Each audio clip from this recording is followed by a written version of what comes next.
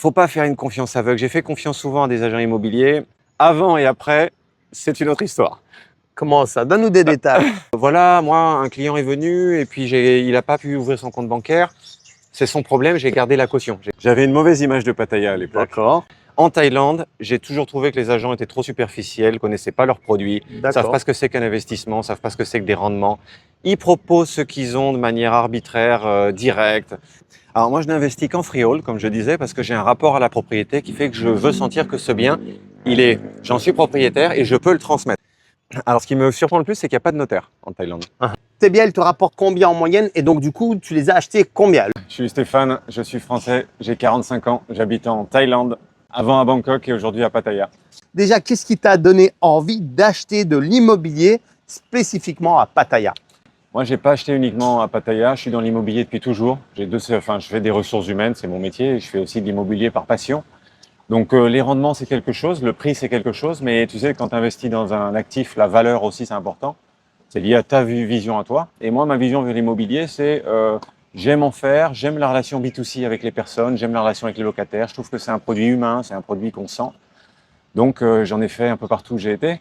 D'accord. Aujourd'hui, j'ai tout vendu ce qui était en France parce que je considère que voilà, c'est pas une zone de progrès. Il y a énormément de risques et j'aime que le rendement couvre les risques, ce qui n'est pas le cas en France aujourd'hui, à mon avis. Aujourd'hui, je trouve qu'en Thaïlande, si on s'en occupe et on fait les choses bien, le rendement couvre les risques et notamment dans des zones à potentiel où il y a énormément de personnes qui viennent tous les ans, comme Pattaya. Avant ton premier achat ici, c'était quoi tes peurs et tes doutes? Alors, j'avais un peu de doute sur la valeur qu'on pouvait apporter à un bien en Thaïlande. Se dire, il y a énormément de risques liés à la propriété, tu en as parlé souvent sur ta chaîne.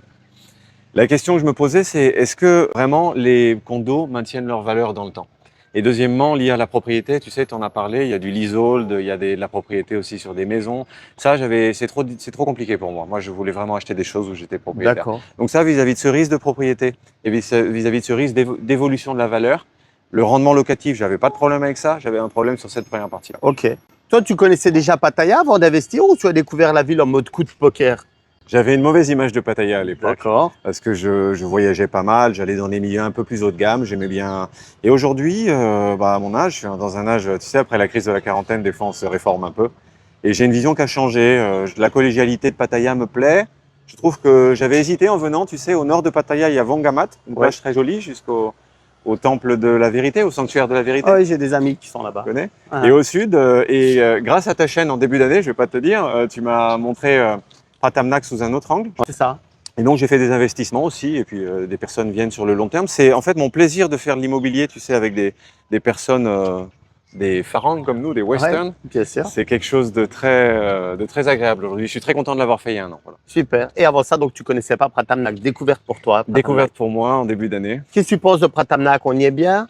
Moi je trouve que c'est calme, je trouve qu'on y est très bien. Je trouve que la proximité de la mer, pour moi qui viens de Provence, tu vois, c'est quelque chose qui me rappelle à mes jeunes années. J'ai travaillé pendant beaucoup. Je suis parti de chez moi à 20 ans. J'ai quitté la France à 20 ans. En Europe de l'Est, je travaille en Afrique aussi. Et aujourd'hui, me reposer dans un cadre c'est pas la Provence, on va pas dire ça, mais ça ressemble un peu. Et en Thaïlande, il y a un sabai, hein. C'est vrai. Bien sûr. En Thaïlande, on se sent bien calme. Il y a énormément de touristes. Tout le monde est calme. On va un peu parler de ton parcours d'achat. Comment il s'est passé ton tout premier achat ici? C'était fluide? C'était compliqué? Mais c'était fluide, je suis passé par une très grosse agence que je citerai pas, D'accord. avec des agents. Et aujourd'hui, mon expérience, juste pour te dire, un message que je passe aussi à tes abonnés de la chaîne IMO, c'est de dire que les agents immobiliers, en général, c'est une profession qui n'a pas un parcours très grand, académique et très profond. En Thaïlande, j'ai toujours trouvé que les agents étaient trop superficiels, connaissaient pas leurs produits, savent pas ce que c'est qu'un investissement, savent pas ce que c'est que des rendements. Ils proposent ce qu'ils ont de manière arbitraire, directe. J'ai pas aimé ça, ces relations avec les agents. Okay. Moi, j'ai été bien meilleur, je pense, aujourd'hui, être bien meilleur dans la sélection des produits, dans l'approche investissationnelle que la plupart des agents que j'ai vus, que tous quasiment. Mais du coup, tu es en train de dire que tu n'es pas rentré dans une agence en disant qu'est-ce que vous avez? Tu es plutôt en mode j'ai trouvé ça, je veux ça. Comment ça s'est passé? À la base, au démarrage, j'ai dit les bâtiments que j'aimais. Parce que j'ai analysé quelques condos. En fait, il y a des condos avec des rendements et des prix qui sont bien pour certaines personnes. Il y en a d'autres où ça ne nous plaît pas. En général, plus le rendement est bas et plus le maintien de la valeur ou la prise de valeur du condo est haute. Okay. Parce que souvent, il y a des personnes en IMO qui pensent qu'au rendement locatif et qui se rendent pas compte que dans le rendement IMO, il y a le rendement des revenus locatifs. Ouais. Et il y a aussi le rendement de la prise de valeur potentielle du bien. Cette prise de valeur n'est pas linéaire, mais elle est par à-coup en fonction d'événements Ok. multiples, hein. Pour ta première transaction immobilière, tu as pris un avocat. Alors non, j'y étais comme ça parce que j'avais confiance dans cette grosse agence Ok. qui en général fournit des services quand même pas de due diligence, mais check un petit peu, a des bons contacts au land office, vérifie quand même. Donc c'est sur certaines grosses agences, il y a quand même un support derrière. Mais la qualité des agents est plutôt jeune, faible, quantitative, pas trop qualitative. Donc en fait, c'est les avantages des grosses agences et les désavantages. Ok, J'ai pas d'accord. pris d'avocat. Je pense que quand il faut une due diligence et quand il faut faire des recherches derrière, je pense qu'un avocat mérite, étant donné le prix en Thaïlande. Alors le prix, j'avais vu une fois sur ta chaîne une réflexion assez intéressante. Ouais. Le prix en Thaïlande, c'est du simple au triple, hein, non? Oui, Au bien quadruple, sûr. Si pas x10, deux pas fois. x10. Bien sûr. On peut avoir des avocats pour un même service et qui a été facturé à 250 € avec un avocat local, juriste local que j'avais dégoté à un de mes abonnés. Et un autre de mes abonnés m'avait fait la confidence, effectivement, pour ce service-là, j'ai payé 3 000 € à Bangkok. Donc, on est à 12 fois le montant initial, ce qui est énorme. Pour la On est même d'accord. prestation. en Pour, fait. pour le même résultat. Pour le même résultat, ouais. Toi, tu investis en freehold, en Thai quota, en compagnie, en leasehold. Dis-moi un peu. Alors moi, je n'investis qu'en freehold, comme je disais, parce que j'ai un rapport à la propriété qui fait que je veux sentir que ce bien, j'en suis propriétaire et je peux le transmettre. D'accord. Donc j'investis qu'en foreign quota également. Alors tes lecteurs, à mon avis, tes abonnés savent que les foreign quota, c'est à peu près la moitié des condos, hein. C'est ça. Ils sont ici. Alors j'ai appris que la gestion des foreign quota par le land office est quand même, il y a une moyenne faite tous les années et ça peut un peu bouger en Thaïlande. Mais globalement, quand on voit tous les condos vides, il n'y a que la moitié qui sont sur un marché étranger. L'autre moitié sur un marché thaï C'est ça. qui n'a pas le même rapport d'offre et de demande que le marché étranger. Tu dis qu'il y a la moitié des condos qui sont vides, en fait. Non, j'ai vu énormément de personnes parler des condos vides. C'est vrai, Ouais. il y a une saisonnalité en Thaïlande qui est Ah. forte de toute la Thaïlande. Il y a une saisonnalité aussi dans certaines zones de la Thaïlande. Et puis dès qu'on sort des zones étrangères, c'est très dur d'avoir comment dire une liquidité sur certains produits. Une maison à 40 km de Pattaya, c'est pas très liquide, hein. On est d'accord. On est d'accord. Quand on va se perdre un peu dans la pampa, là, ça devient Ça veut pas dire difficile. que ça correspond pas à un projet de quelqu'un à un moment donné, mais c'est pas très liquide. Quand tu signes ici, qu'est-ce qui te surprend le plus par rapport à l'Europe? Alors ce qui me surprend le plus, c'est qu'il n'y a pas de notaire en Thaïlande.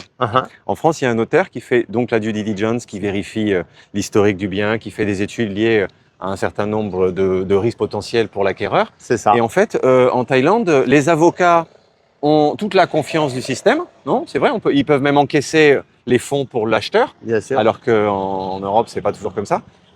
Et puis, ce qui m'a choqué, c'est qu'il n'y avait pas cette présence notariale. Donc, c'est intéressant de passer par un avocat également Ouais. pour cette partie de représentation, de discussion land office, en fait, de représentation de votre intérêt en tant qu'acheteur. En tant qu'acheteur immobilier, vous n'êtes pas supposé être sachant. C'est comme avec un architecte, avec d'autres professions. C'est Et ça. en médecine, on n'est pas sachant. Donc, on a des représentants. Ces représentants, au land office, ils savent très bien la partie de transfert. Ils connaissent pas la partie de valeur de ce qu'on vend ou pas. Mais les agents IMO, je reviens encore sur quelque chose. Enfin, moi, c'est vraiment une expérience que je donne. Faut pas faire une confiance aveugle. J'ai fait confiance souvent à des agents immobiliers. Après la vente, avant et après, c'est une autre histoire. Comment ça? Donne-nous des détails. Mais pas de nom, juste des détails. Il y a une notion quand même de commissioning et de commission à obtenir. Et ce sont des vendeurs. Vraiment. D'accord. Il n'y a pas une profondeur métier, Tu es comme en tu train peux de dire voir. que les agents, en fait, IMO, leur objectif, c'est d'encaisser la prime et puis merci, au revoir. Ouais. Et si d'ailleurs tu attends de la morale dans le sens où tu réserves un bien et tout ça, et que tu penses qu'ils vont pas le proposer à quelqu'un d'autre parce que leur com est plus grande et tout ça, il D'accord. y a souvent ce genre de choses qui pour eux paraissent évidentes puisque c'est un marché où il y a de l'offre et de la demande. Donc si toi en tant que demande tu n'es pas fiable ou alors tu as besoin de conditions un peu particulières et que le bien est comme ils disent en hot sale, tu sais, dès Ah qu'il y a ouais. un bien qui est un petit peu pricé correctement, il y a beaucoup de biens qui sont surpricés par des vendeurs qui veulent à tout prix. Quand c'est pricé correctement, c'est en hot sale et c'est là où il y a un choc qui se fait. Surtout, rappelons-le, le marché de l'immobilier ici, il est ouvert, il n'est pas fermé comme en Belgique, en France, où tu as une agence qui signe un contrat exclusif avec le vendeur. Ici, tout le monde peut se mettre à vendre le même bien. C'est énorme. C'est très vrai. Du coup, on va revenir un peu sur tes projets et ce que tu possèdes. Tu as combien de studios ou d'appartements actuellement ici en Thaïlande? Dans la zone Pattaya, donc Chambéry, j'en ai 1, 2, 3, 4, 5. 5 studios, 5 apparts?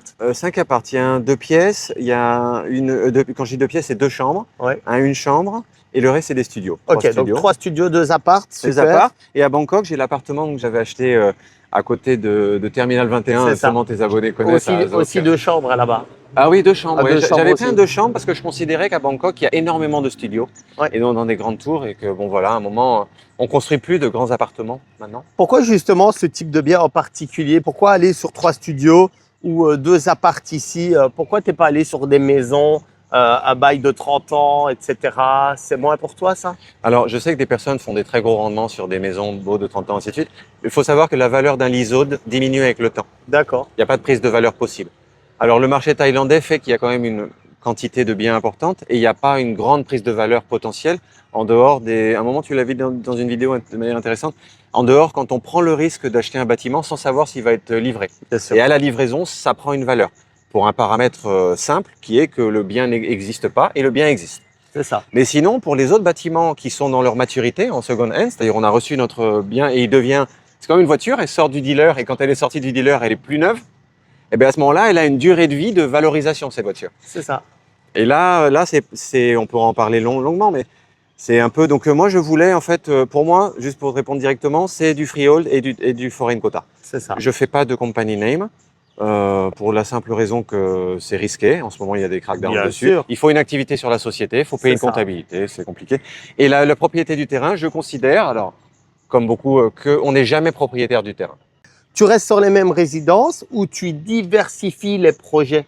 Alors, j'ai eu des problèmes à gérer des biens loin. Ouais. Le locatif, ce qui me plaît, je te disais au début, c'est le contact avec les personnes, c'est d'être capable de rénover moi-même un bien, m'en occuper, c'est quelque chose produit. Et ça, c'est un peu irrationnel. Je vais parfois aller vers des biens qui ont moins de rendement, mais dans lesquels j'ai un attachement. Alors, je sais que tous les investisseurs ne doivent pas faire ça. Moi, je le fais comme ça aussi. D'ailleurs, il y a souvent des gens qui doivent te regarder qui ont été investisseurs pour eux d'abord. Ils ont acheté un bien. Et puis, au moment de partir de ce bien ou de changer, ils se sont dit, je vais le louer. Et donc, leur bien est devenu d'une résidence principale, une résidence, un investissement locatif. Moi, je fais ça ici. Il y a des achats que tu regrettes ou que tu referais différemment ici sur Pattaya, Pratapnak? Ah oui, il y a des choses, il y a des opportunités que j'ai loupées parce que j'étais pas assez réactif, parce que Ok. j'avais pas confiance en certains agents immobiliers pour leur verser sur leur propre compte Bien sûr. un acompte. Bon, je suis passé à côté de certains biens parce qu'il fallait tout de suite. Hein, j'étais pas en Thaïlande et donc il fallait verser, je sais pas, 200 000 bahts, 300 000 bahts, 500 000 bahts. 6 000 sur un compte. euros, voilà. Ouais. Et j'ai pas voulu, Avance. j'ai pas fait ce choix-là parce que il y a énormément d'agents qui n'ont pas de work permit, tu sais, énormément d'agents. Donc, si l'argent c'est sur son compte personnel, il dit je peux vous faire sur une société, mais ça m'arrange sur mon compte perso parce que D'accord. tu vois. Et donc là, tu t'es méfié. ah, pour réserver le bien. Et imaginez que le bien a déjà été réservé par un autre agent. Il faut qu'il vous rende. Et j'ai des agents, quand je suis arrivé en Thaïlande, j'ai des agents qui se sont énorgueillis, comme on dit, enfin qui ont dit je suis voilà, moi un client est venu et puis il n'a pas pu ouvrir son compte bancaire. C'est son problème, j'ai gardé la caution, j'ai gardé le… Alors, vous savez les problèmes des comptes bancaires aujourd'hui en Thaïlande. Hein.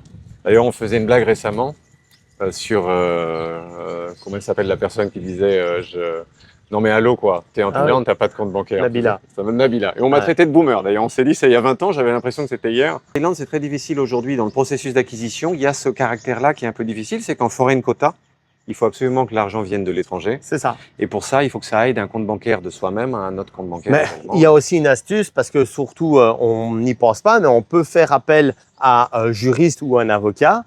On va payer peut-être ses services, je ne sais pas moi, entre 10, 20, 30 000 bahts, peu importe, hein, et peut-être même pas autant.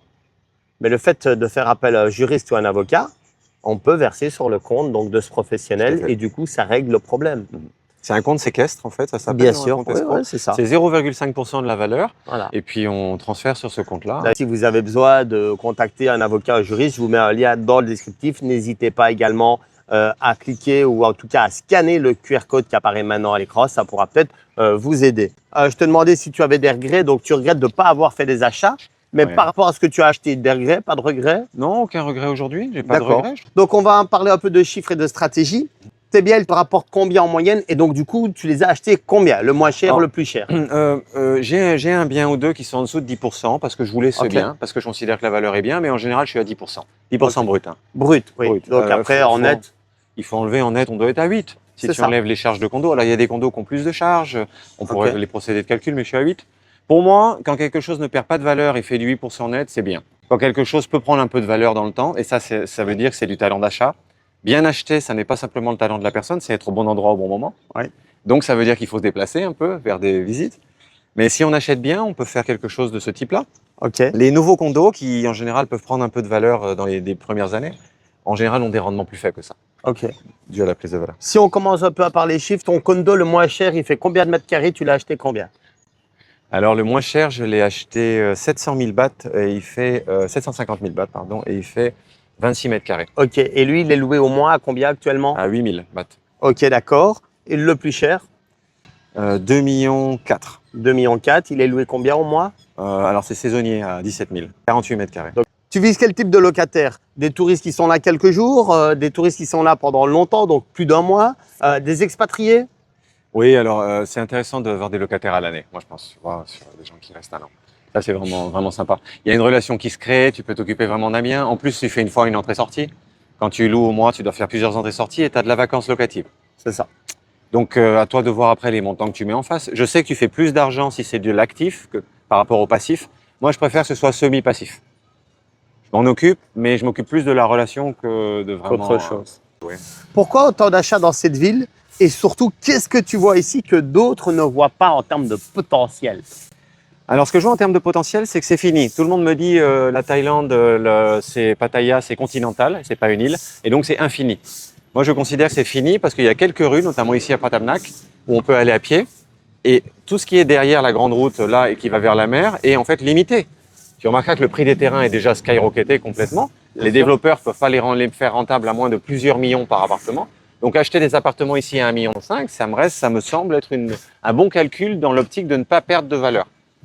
Et si en face de cette absence de perte de valeur, il n'y a pas énormément de travail, c'est du passif, et en plus ça rapporte un rendement qui est très supérieur à ce qu'on a dans les grandes villes françaises, ça me semble être un bon calcul. Mais regarde, ma dernière acquisition, je l'ai payé 2,5 millions, zéro regret, donc j'ai mis un peu plus d'argent, j'ai une plus belle vue, j'ai un plus bel espace, 80 mètres carrés, vue sur mer. Toi, tu restes braqué sur des petits montants pour l'investissement ou tu peux des fois te dire, ok, d'accord, 3, 4 millions, je pourrais aller les mettre? Non, j'aurais pu, comme à Bangkok, prendre un grand appartement. Et puis voilà, à Bangkok, j'ai mis 200 000 euros dans l'appart. Mais en fait, c'est un achat pour moi. Quand c'est ta résidence principale, il y a plus ce n'est pas le regard des autres, c'est-à-dire le prix, c'est ton regard à toi, c'est la valeur. Toi, tu as de la valeur à ce moment de ta vie d'aller dans cet appartement qui t'offre beaucoup de commodités. Et en fait, tu n'as pas de problème de trouver de locataire puisque c'est toi le locataire de ton propre appartement. Donc, ton idée de rendement, elle est déjà remplie. Il n'y a pas de vacances, ainsi de suite. Mais plus l'appartement est grand et plus le rendement est faible. Il faut savoir qu'il y a beaucoup de personnes qui viennent et qui cherchent des studios parce que c'est des courtes durées ou parce qu'ils sont dans une optique quand même. Il faut quand même dire les choses telles qu'elles sont. À Pattaya, il y a aussi du tourisme quantitatif, c'est-à-dire un tourisme qui ne cherche pas une qualité énorme, qui cherche une clim, une piscine sympa, être pas trop loin de la mer, mais à des prix qui cherchent des prix bas. Donc, si on commence à offrir des prix hauts, on tombe sur un rapport d'offre et de demande qui est différent. Ce rapport-là, moi, je le trouve un peu plus difficile. Tu penses rester dans ce marché longtemps ou c'est juste une étape pour toi, l'investissement à Pattaya? Non, moi je pense rester longtemps. En général, j'ai toujours regretté quand j'ai vendu des biens immobiliers. D'accord. Toujours regretté. Tout simplement parce que j'ai un attachement à ça, j'ai un plaisir à le faire. Et donc aujourd'hui, j'essaye de ne pas vendre et de plutôt garder l'immobilier. Moi, mon message aux personnes, c'est ne vendez pas vos biens, sauf si vous êtes dans une zone où vous sentez que le risque ne fait que s'accroître et que votre rendement ne fait que descendre. Et là, bon, c'est pas forcément bien. Mais il faut savoir que, je vous dis, aujourd'hui, il y a 2 Indiens pour un Caucasien dans le monde. 2 Chinois pour un Caucasien dans le monde. Dans quelques années, il y aura peut-être 10 Asiatiques pour un Caucasien dans le monde. Est-ce que vous n'imaginez pas que tous ces Chinois, Indiens et toutes ces populations qui vont grandir, il n'y aura pas une classe moyenne forte qui va être capable de payer autre chose que 200 € par mois pour des appartements dans un pays comme la Thaïlande, dans des zones aussi développées urbanistiquement que Pattaya, avec des malls, des hôpitaux, des festivals. Enfin, moi, je pense que oui. Si tu devais résumer Pattaya en un mot pour un investisseur, ce serait lequel? Accessibilité. Je pense qu'on est capable de trouver des produits avec des tickets d'entrée pas chers et je suis contre l'indivision dans l'immobilier. Moi, j'aime pas investir j'aime pas qu'il y ait des conflits d'intérêts. Donc, acheter un bien pour soi-même avec un ticket d'entrée bas, c'est pas le cas dans pas mal de zones. À Pattaya, on peut l'avoir. Deuxièmement, simplicité. Je trouve que d'aller au land office, de faire les choses comme ça, c'est assez simple. Finalement, on est propriétaire assez vite. C'est assez simple. Je trouve que c'est cool, Pattaya. C'est hippie, c'est cool, c'est relax. Et c'est sympa de faire ça avec des personnes qui sont relax, d'avoir des utilisateurs finaux qui sont relax dans un milieu qui est cool. Et ça m'a changé de mon image de Pattaya où je croyais que c'était vraiment une destination misérable, tu vois. À l'époque, j'avais cette image sale. Les misérable, clichés. ouais, un peu de cliché. Ouais, Mais d'accord. c'est aussi l'image qu'on voit quand on vient quelques jours, tu vois. Bien sûr. Aujourd'hui, j'irai pas vivre à Pattaya Centre, mais au nord de Pattaya, au sud de Pattaya, pour moi, ça présente une quantité d'intérêt et c'est sous-coté. D'accord. C'est-à-dire, c'est sous-coté. Si maintenant on devait parler conseils pour ceux qui n'ont jamais acheté, c'est quoi, selon toi, la plus grosse erreur que des Européens font quand ils viennent investir ici, en Thaïlande? De croire que c'est comme la France ou que c'est comme d'autres pays d'Europe. C'est-à-dire qu'ils vont recevoir, à mon avis, d'un point de vue agent immobilier, les mêmes contraintes réglementaires et les mêmes contraintes de métier. C'est pas vrai. Un Ok. agent immobilier ici, il est responsable d'à peu près rien. Enfin voilà. Et de pas faire, de donner des dépôts de garantie très vite sur des biens sans parler à des personnes qui ont déjà eu une expérience. D'accord. Moi, si j'avais trouvé des personnes qui ont déjà eu une expérience, je me souviens que tu avais fait une vidéo à un moment sur tes achats. Ouais. Ça aussi, c'était une expérience qui avait vraiment de value pour moi, parce que ça me permettait de voir aux yeux d'un investisseur comme toi, parce que tu mettais en location, comment tu voyais la durabilité du bien, la valeur, les quelques ratios. Et parler, parce que toutes les personnes qui viennent en Thaïlande et qui achètent des biens, waouh, j'ai la vue mer, pour statutaire, ça c'est quelque chose qui va être plus dur à louer, qui va avoir des rendements plus faibles, et ils mettent en général beaucoup d'œufs dans le même panier. Mhm. Tu parlais de 2,5 millions, je connais des personnes qui mettent 10, 15, 20 millions, Oui, qui font all-in sur un bien. Et leur maison, ils se rendent compte quand ils la vendent que il n'y a pas d'acheteur en face, que la liquidité n'est pas là, qu'elle est à 15 km. Donc c'est un peu compliqué.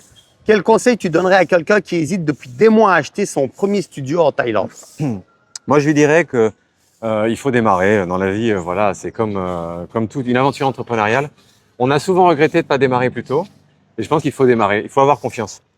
Donc, s'ils ne peuvent pas le faire seuls, c'est important de prendre un bon avocat, comme tu disais. Ouais. Enfin, quelqu'un avec qui tu as la fibre, c'est avec Bien qui ça sûr. passe. Quelle est la vraie difficulté d'acheter en Thaïlande que personne ne dit jamais? Peut-être quand il y a un bon prix ou une hot sale, ou pour du rent, c'est un peu pareil, du hot rent. En général, il faut oser. C'est vrai, les gens qui osent sont les gens qui prennent les affaires. Si on attend 2-3 jours, si on est hésitant, tu sais, les Français souvent sont très hésitants, ils ont Mhm. une aversion au risque, ils n'aiment pas le risque. En France, on aime les choses, on aime les obligations d'État, on aime le livret A, ainsi de suite. Donc en Thaïlande, il faut oser. Mais par contre, on n'ose pas parce qu'on dit, tiens, j'ai un agent qui va peut-être me garder la caution. Et puis on a raison. Si ça nous arrive, en général, ça nous met tellement une mauvaise expérience que plus tard, on n'osera plus acheter jamais parce qu'on dira, la Thaïlande, ça marche pas, regarde, je me suis fait arnaquer une fois. Donc partir plutôt sur des recommandations de personnes avec qui ça a marché. C'est ça. Quelqu'un en qui vous avez confiance, qui vous dit, ça a marché avec lui, C'est regarde, ça. j'ai acheté mon bien, regarde comment il est. Et c'est le minimum qu'on puisse faire, je pense, entre Belges, entre Français, tu vois, de s'aider et de D'où se donner l'intérêt des- finalement de donner des refs, etc. comme- Donc là, je m'adresse quand même à l'audience. Si vous cherchez des agents immobiliers qui sont fiables et sûrs et avec qui un tas de transactions immobilières ont abouti, je vous mets également un lien dans le descriptif. Allez jeter un coup d'œil là-dessus, c'est hyper important. Voilà les amis, j'espère que cette interview de Stéphane vous a intéressé, elle vous a plu, elle vous a apporté en tout cas en valeur, en information. Stéphane, il a acheté quand même pas mal de biens immo sur la région, donc ça me semblait évident de faire une petite interview. Si vous avez des questions pour Stéphane, mettez-les en commentaire. Si vous voulez que je traite d'autres sujets, mettez-les également en commentaire. Si vous avez kiffé, ne serait-ce qu'un petit peu, un petit like, c'est le minimum. Un petit commentaire avec ouais, ok, super, bonne vidéo. Ça va être l'algo, ça va être la chaîne. Et l'objectif à travers cette chaîne, c'est de vous aider, de vous accompagner à travers, une expatriation en Thaïlande, trouver le bien immobilier qui vous convient, vous donner des conseils, ceux qu'on aurait aimé avoir avant de se lancer, parce que je vous assure que nous, on s'est cassé les dents. Et c'est ce qu'on veut vous éviter de faire. Je vous dis à tout bientôt. Salut tout le monde!